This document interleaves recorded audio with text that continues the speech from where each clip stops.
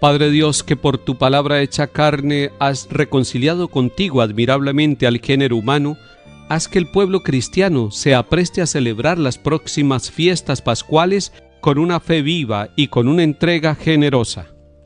En el nombre del Padre, y del Hijo, y del Espíritu Santo. Amén.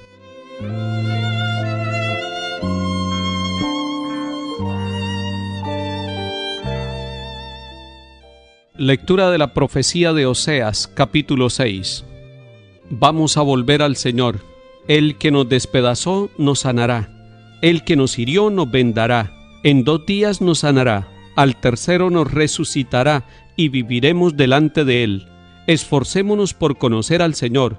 Su amanecer es como la aurora y su sentencia surge como la luz. Bajará sobre nosotros como lluvia temprana, como lluvia tardía que empapa la tierra. ¿Qué haré de ti, Efraín? ¿Qué haré de ti, Judá?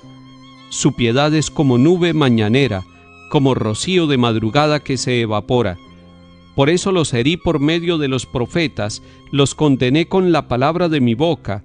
Quiero misericordia y no sacrificios, conocimiento de Dios más que holocaustos. Palabra de Dios. Te alabamos, Señor.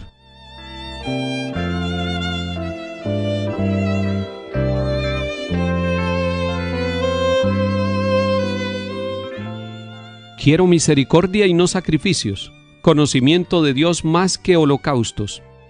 Este es el versículo 6 del capítulo 6 de Oseas, y esto lo retomó el Señor Jesús. Una vez cuando Él pasaba por el sitio de trabajo de un hombre llamado Leví, lo llamó, le dijo: sígueme. Fue a su casa, comió con él, empezaron las críticas, porque decían que el Señor había entrado a la casa de un pecador que comía con ellos, y el Señor, mirando el corazón de los envidiosos que sentían el interrogante de por qué el Hijo de Dios, por qué Cristo el Mesías había entrado a la casa de un pecador, Él les explicó: quiero misericordia y no sacrificios. El Papa Francisco nos ha llamado también con esta frase a que nosotros vivamos el tiempo de la Cuaresma como un tiempo de misericordia. Pero atención, misericordia no es decir que es bueno lo que es malo. No, lo malo es malo, al pan pan y al vino vino, cada cosa hay que llamarla por su nombre. ¿En qué consiste la misericordia? La misericordia consiste en que rechazamos el pecado, pero somos capaces de comprender, de perdonar, de ayudar a sanar al pecador.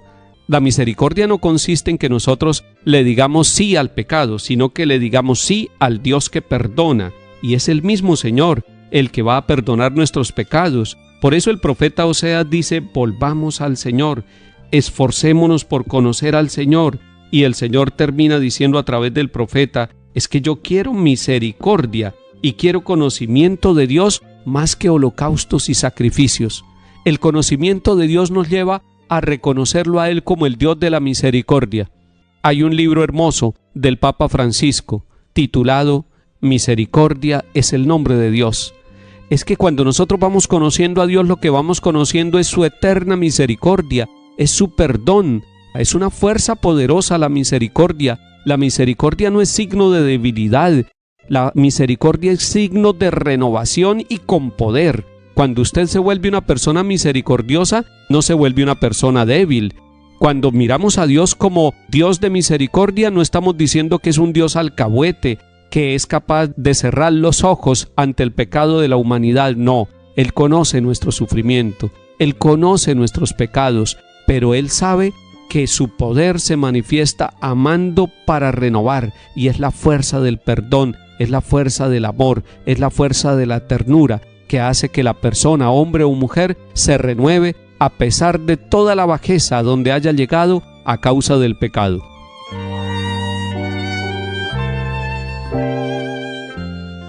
Salmo 50. Misericordia, Dios mío, por tu bondad.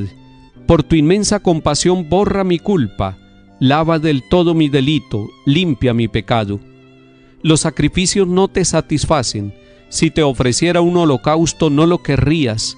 Mi sacrificio es un espíritu quebrantado, un corazón quebrantado y humillado, tú no lo desprecias. Señor, por tu bondad favorece a Sión, reconstruye las murallas de Jerusalén, entonces aceptarás los sacrificios rituales, ofrendas y holocaustos.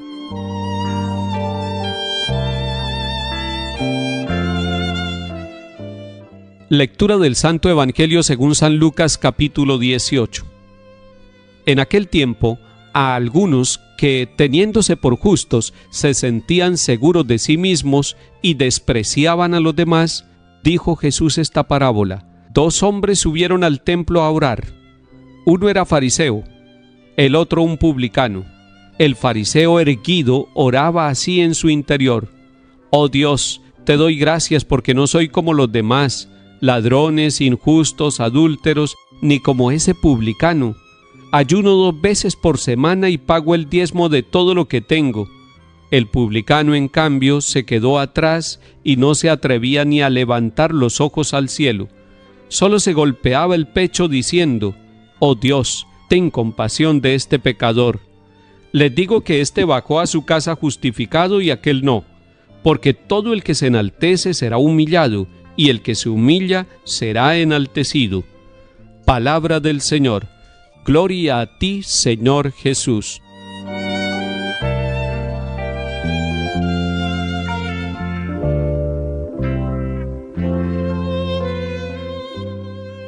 Cuando uno encuentra una parábola, como la que encontramos hoy en el capítulo 18 de San Lucas, debe mirar cuál es el contexto, por qué Jesús enseñó con esta parábola, y encontrará uno mejor el sentido y el mensaje que le quiere dar cada parábola. En este caso, el Señor está viendo que en su tiempo hay algunos que se tienen por justos, es decir, que se creen santos ya, que se creen perfectos espiritualmente, pero no solamente eso, es un acto ya de orgullo y de arrogancia, sino que además de sentirse seguros de sí mismos, desprecian a los demás, es decir, se comparan con los demás y ven a los demás pequeñitos y ellos se ven grandes espiritualmente. Ese es un pecado de arrogancia, ese es un pecado de autosuficiencia, es un pecado de orgullo. Y entonces, ¿cómo se puede ser perfecto siendo arrogantes y orgullosos? Viendo Jesús esta actitud, esta doblez que hay en el corazón, esta hipocresía, esta apariencia que puede haber en cualquiera de nosotros también hoy, por eso el Señor nos regala esta parábola de los 2 hombres que subieron a orar. Y Jesús explica que el uno era fariseo, es decir, era un cumplidor de la ley y era alguien que se tenía por perfecto, y que el otro era un publicano, es decir, una persona que era de mala fama, una persona que era despreciada. Suben los 2 al templo, y subir al templo es ponerse en la presencia de Dios. Tanto el fariseo como el pecador público se ponen en la presencia de Dios. El pecador público está atrás arrodillado en una actitud humilde pidiéndole perdón al Señor, porque sabe que es un pecador, porque es consciente, porque Dios le ha dado ese regalo de la autoconciencia, del reconocimiento de la falla y del pecado. En cambio, el otro quiere engañar a Dios y se está engañando a sí mismo. Quiere engañarlo diciéndole todo lo que ha hecho y además habla mal de los otros, dice los pecados de los otros. Cuando nosotros nos vayamos a confesar, busquemos que el Señor nos dé la gracia del arrepentimiento y del reconocimiento de nuestros pecados, y no busquemos culpables de nuestra vida, de nuestro pecado. No vayamos a decir: es que el esposo, es que la esposa, es que los hijos, es que el compañero de trabajo, y por eso es que yo cometo los pecados. No busquemos culpables, ni nos comparemos con los demás. Si nos comparamos con los demás, de pronto nos volvemos orgullosos creyéndonos más que los demás, o de pronto nos da complejo de inferioridad.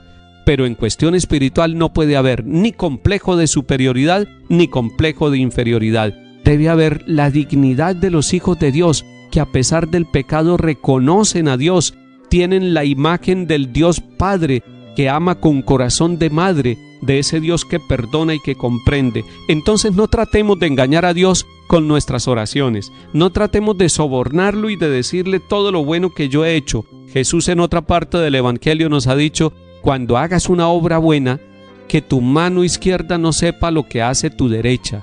Y además nos dijo en el capítulo 5 de San Mateo: cuando vayas a orar, entra en tu aposento, y tu Padre que ve en lo secreto, te lo premiará. Tu Padre ve en lo secreto.